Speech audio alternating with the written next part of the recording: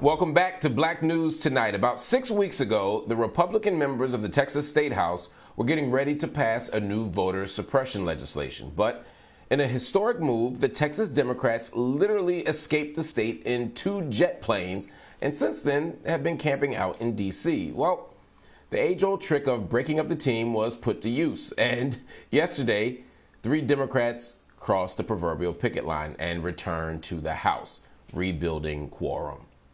Those 3 Democrats released a joint statement that their efforts to bring national attention to voter suppression was successful. And they said, quote, "Now we continue the fight on the House floor." They also cited COVID response efforts as the main reason for their return to the state. In response, Democratic Representative Ana Maria Ramos lashed out at her 3 colleagues for not informing the rest of the team about their plans as she tweeted, "Guess what the other deflecting Democrats have accomplished by going back? Nothing." She also released a statement criticizing what she considers to be GOP hypocrisy. As she said, these same Republican members demanding election integrity were the same members checking in for those that were not present during today's illegitimate quorum. Now we are one step closer to voter disenfranchisement. Joining me now to discuss how this happened and what this means for the coming days are BNC contributor Tezlyn Figaro and GOP strategist Melik Abdul. Melik, I'm going to start with you since, I think I know where you're going to go with this, and I want to hear you unpack this for the audience, and I want to hear Tezlyn do the same. How did they convince 3 representatives to return to the Texas State House? Well, it was inevitable. At some point, Democrats were going to have to go back to Texas. So I don't think this is something that they would have been able to do indefinitely. Obviously, we know when it comes to political maneuvers like this, Republicans have done the same thing, and even Democrats now are doing that. But I think we should actually probably have a larger conversation about this whole idea of voter suppression. There were things actually in the bill that I think sometimes people are some people are purposely ignoring things that are in the bill, and then there are other people who simply just don't know what's in the bill. But there are things that are in the bill that aren't actually voter suppression. So whether that is, and I can't think of the young lady, unfortunately, I just had a brain freeze and I forgot her name. But there were things in the bill like increasing that, the early voting hours, that Sunday souls to the poll thing. Well, what Republicans did, actually, they increased the number of hours for that. And it was other things that they actually did in the bill that wasn't actually voter suppression. For instance, the 24-hour voting and the drive-through voting, these are things that, particularly in Harris County, were implemented in response to the pandemic, meaning that people who weren't out, because of the lack of in-person voting options, they implemented these things in response to that. What the Texas legislature did, they eliminated those things. So they eliminated 24-hour voting that were, again, implemented in response to the pandemic. But the conversation that we're having nationally is that those things, eliminating things that were done or done in response to the pandemic, those things means that it's voter suppression if you eliminate them. It's not actually voter suppression, and that's why I'm glad that we're on this show to talk about and distinguish those things that they're actually calling voter suppression to really just eliminating things that were implemented in response to the pandemic. We got you. Tezlyn, what do you say to that? Yeah, this is where my friend Melik and his GOP colleagues are confused, because guess what, Melik? We're still in a pandemic, and we will continue to be in a pandemic because the GOP refuses to implement laws, policies, administrative procedures to actually get folks vaccinated and to prevent the Delta virus. And Texas leads in that. In fact, Texas was one of the first states that actually returned to normal when it was not suggested. So I want to address a couple of points that he made. Number one, when he talked about extending the voting hours, yeah, they did extend the voting hours, but they only extended the early voting hours during a certain specific time. So they knew good and well what they were doing when they said, oh yeah, we'll extend it by 1 hour, but only if you go between this time and that time, which which technically just pretty much makes the extending of the voting hours null and void. Secondly, when we talk about voter restriction, let's talk about it. When we talk about the 24-hour access, yes, it was for the pandemic, but there also was a huge increase in Harris County that went blue under the leadership of Mayor Sylvester Turner, who, by the way, is one of the only mayors in this country, one of the very few that actually did implement policies after the George Floyd justice and the George Floyd matter. I just want to kind of put that out there. When you talk about drive-through voting, that was also something that increased turnout among people of color. When we talk about the ability to intimidate folks by allowing partisan poll watchers, this is something as well that was a part of this new bill that was now passed. And they added criminal penalties for elected officials to send out just asking people to request their ballot. So there are several things in this bill that contributes to voter suppression.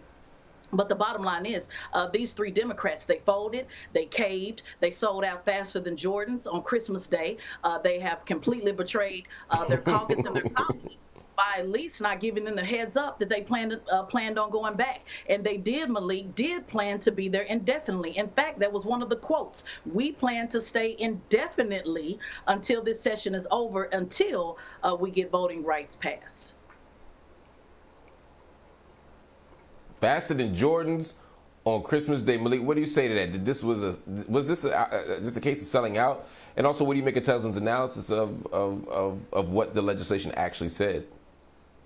Well, again, I don't think that we should in any way, whether they're Republicans or Democrats, we shouldn't endorse state legislatures remaining out of their own state indefinitely. I wouldn't support that if it were just Republicans doing it, or in this case, Democrats doing it. Again, there are things that they actually did to change the law. For instance, the young lady whose name I remember, I'm sure we all remember Crystal Mason. Crystal Mason was the black woman who ended up in jail because she voted and didn't realize that she wasn't able to vote because she was under supervision. She was a former felon. Well, what the Texas legislature did, they actually called it the Crystal Mason provision, where they said that a judge has to tell a voter if they will not be able to vote in an election. So there are things like that they did. You know, the 24-hour voting, that 24-hour voting, that was only in Harris County, and it was only at certain precincts. That isn't something that was statewide. Even the drive-through voting,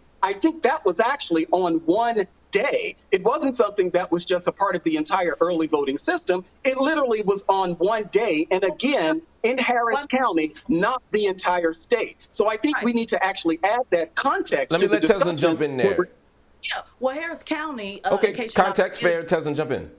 Yeah, Harris County, just in case you're not familiar, Houston is Harris County. That's the fourth largest city in the country, one of the largest cities that have voters of color. And if it is just one day and just one drive-through, then why not leave it? Why take the time to craft legislation to carve out, let's just be clear, black folks in just that one county? So it's certainly not just one county. And let's also talk about the fact that they are including surveillance cameras, the fact that they are including restriction from those that need assistance. Oh, there's quite a bit of voter suppression, and I noticed you didn't respond to all of the other things that I gave you on your talking points as well. So there's plenty of voter suppression. There's also voter depression. I'm an independent, so I can be fair. Voter depression comes from Democrats, and particularly President Biden, who is not stepping in, and Congress stepping in by passing on the federal level, the John Lewis Voting Act. So there's a couple of things. Republicans and Democrats are working hand in hand with voter suppression and voter depression. But let's be clear about the facts when we talk about this bill. We can pick and choose the things that you want to pick out that says that they did right, but let's talk about the things that they did wrong. And just saying Harris County being the fourth largest city in the country, certainly just no small, just a couple of voters or so. I only got a minute left between the two of y'all, so I need y'all to really move quick on this. But ultimately, was this a battle of wills that the Democrats lost? Or did they win by the attention that they drew to this voter suppression issue over 38 days? I mean, Democrats are claiming victory on this. Yeah, well, we really can't say that. You go first. I'll give Tezlyn the last word.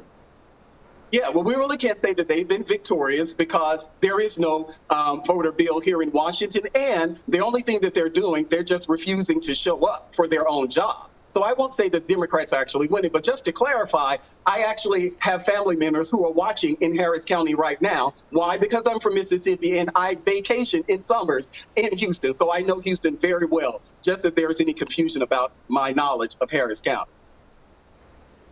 Well, just to Tezlyn? help make sure you're not confused, I actually have a house in Harris County. I was just there in Houston on yesterday. I work for the George Floyd Justice and Policing Act, so I too am familiar with Harris County and voted in Harris County through the drive-through voting, just in case there's any confusion about that.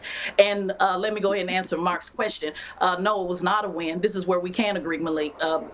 It was not a win because nothing was actually accomplished, meaning the Voting Rights Act was not passed. We don't need attention, Mark. We need actual results. And so there's a march that will be happening again on next weekend in Washington, not Harris County, fighting for the voting rights for all of us, and so that we can all win. And let's be clear, their job, Malik, is to represent their constituents, and their constituents want access to the polls. Well, I got 3 houses in Harris County and a Scarface album, so can't none of y'all tell me about Texas. Tezlyn, Malik, thank you so much for joining me. There you go. I appreciate the conversation. I appreciate the spirited debate.